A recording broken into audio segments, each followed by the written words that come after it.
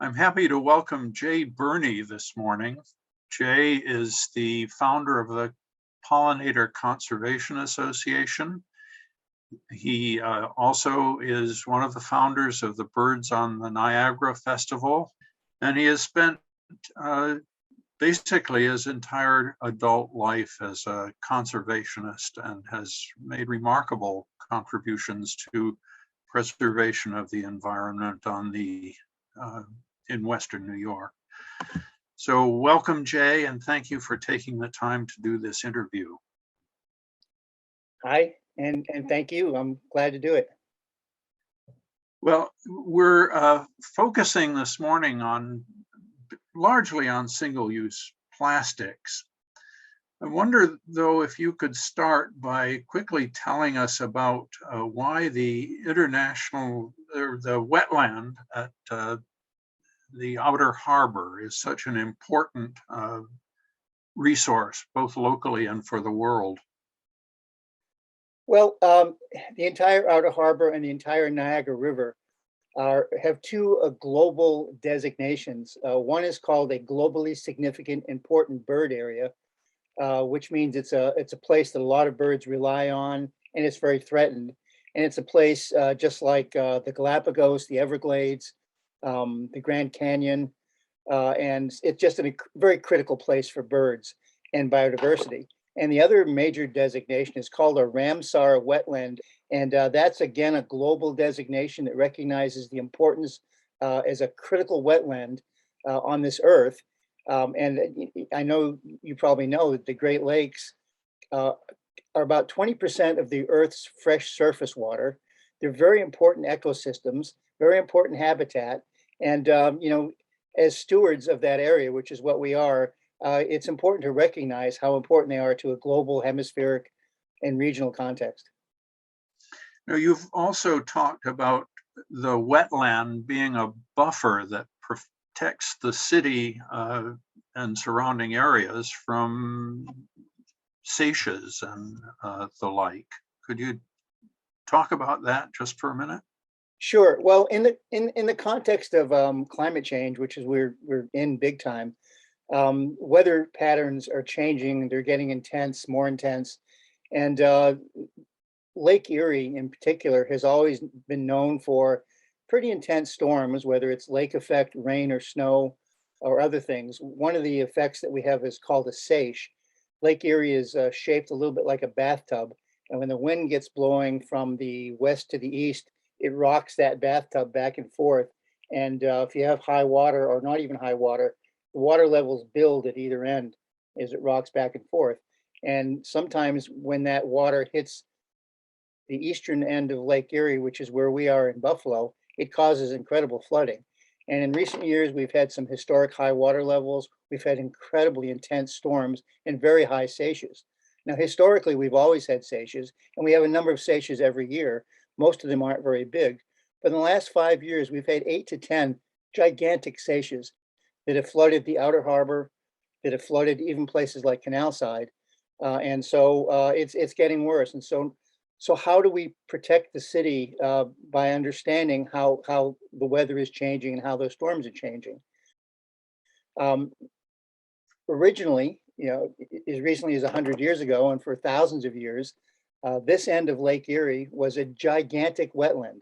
It was a wetland that stretched like a marsh and dune system that stretched from the cliffs of Hamburg all the way up past Grand Island towards Niagara Falls. It was one of the largest freshwater wetlands on the planet. The same thing happened on the other end of Lake Erie near Toledo, a place called the Black Swamp. Hundreds of thousands of acres of wetland and marsh, which used to absorb the seiches and the high waters. Now, again, not always as intense as they've been recently, but still, when there was a big storm and a big seiche, that water would be absorbed. Today, all the shorelines are hardened, and that causes the water to go in places that you wouldn't normally want it to go, including, unfortunately, up the Buffalo River, into the city, into Canal Side, and over the top of the Buffalo Outer Harbor. And it did do some damage to the Canal Side installation a number of years ago, as I recall. You have talked to me about the extent of plastics pollution that you have found at Times Beach. That suggests to me that to an extent the wetland is still doing its job as a buffer, but that it's at the point of being seriously overloaded. Can you comment on that? Yeah, sure. We have a plastics problem on this planet. Plastics rule our lives, and so much of what we consume is plastic or is wrapped in plastic, whether it's our produce or any toys or parts or anything is made out of plastic.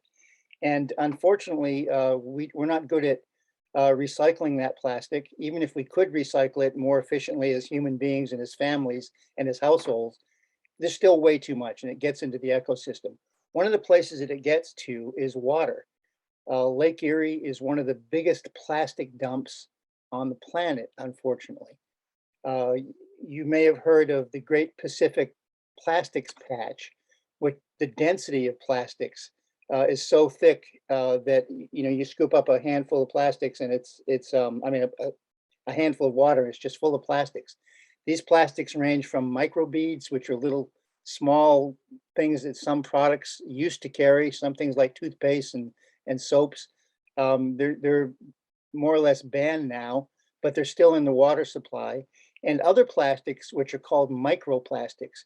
These plastics, whether it's a cellophane wrapper or a garbage can or a buoy or a part of your car or a toy, they break down into smaller and smaller and smaller particles, microplastics. What we have in Lake Erie, at this end of Lake Erie, is a collection of those microplastics that is as dense as the Great Pacific Garbage Patch. And that's because the water from the Great Lakes all circulates down this way. Everything in the upper Great Lakes and the upper Great Lakes um, comes here, heads out through the Niagara River, but it collects in this end of Lake Erie. And so we're ground zero for incredible plastics. And when we have these big storms, you can find bigger pieces of plastics. There's always plastics on waves wash up. You find incredible piles of plastics. And every SACE we've had, whether it's Times Beach or any other place in the Outer Harbor, you find big, big piles of plastics debris. And if we don't cut back on plastics, what is our fate to be? Yeah, well, there's science that suggests that these microplastics, lodge in our bodies, certainly lodge in fish's bodies, lodge in birds' bodies, and there's science that suggests that they do harm to the human body. I don't know how we can possibly cut back because we're so reliant on plastics.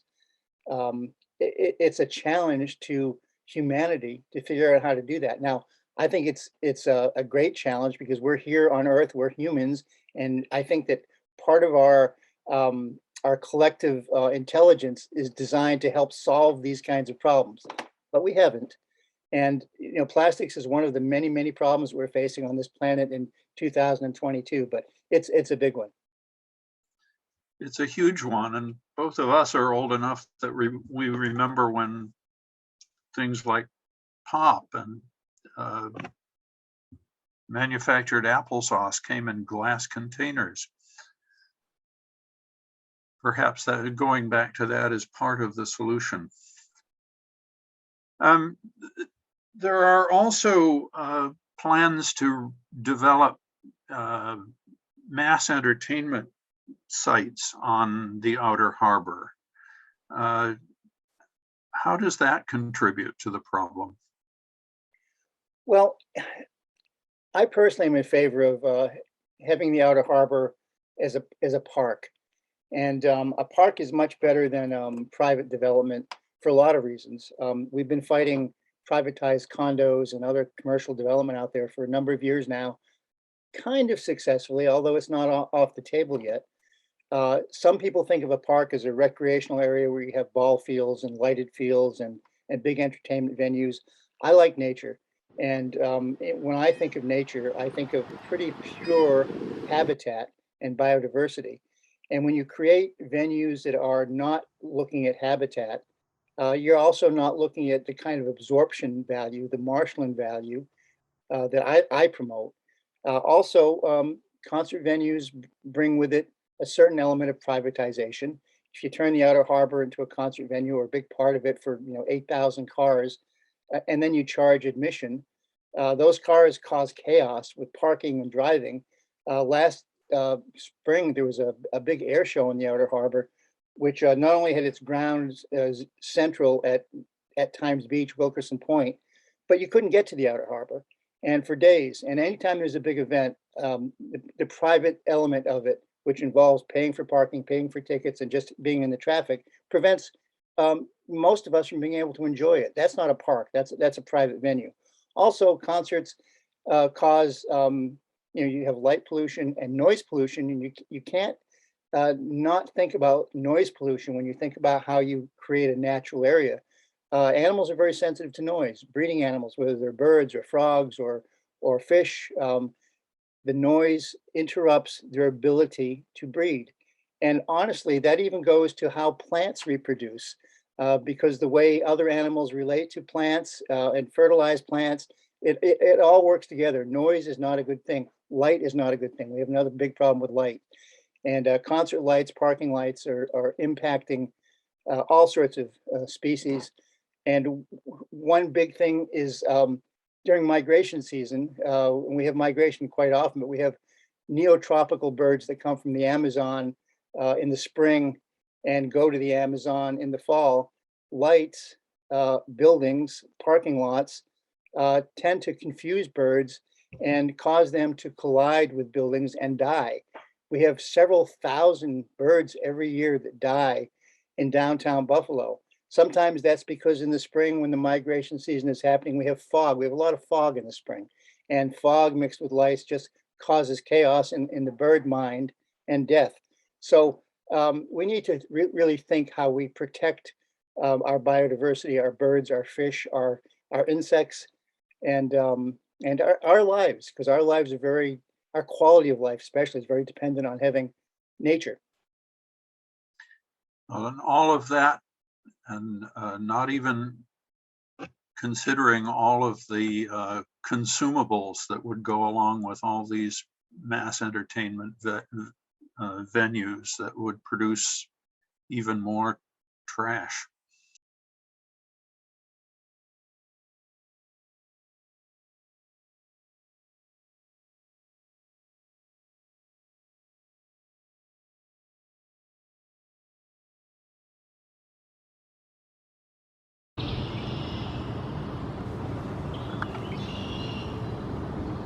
Like there's swimming on the walk.